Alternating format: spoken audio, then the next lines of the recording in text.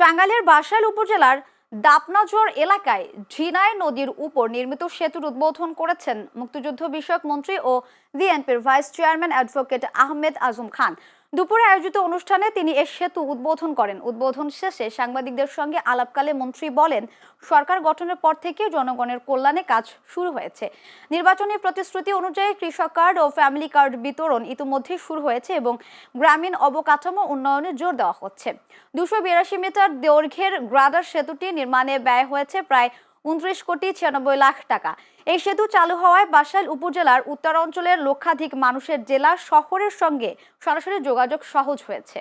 আমাদের মাননীয় প্রধানমন্ত্রী জনাব তারেক রহমানের সরকার ক্ষমতায় আসার পরপরই আমরা বাসাইল, সখীপুর সহ সারা বাংলাদেশে উন্নয়ন কর্মকাণ্ড শুরু করে দিয়েছি সব দিক থেকে। তার অংশ হিসেবেই আজকে এই দাপনাজোর ব্রিজ উদ্বোধন করলাম। আজকে সখীপুরে একটা রাস্তা এবং একটা স্কুলের ভিত্তিপ্রস্তর স্থাপন করব।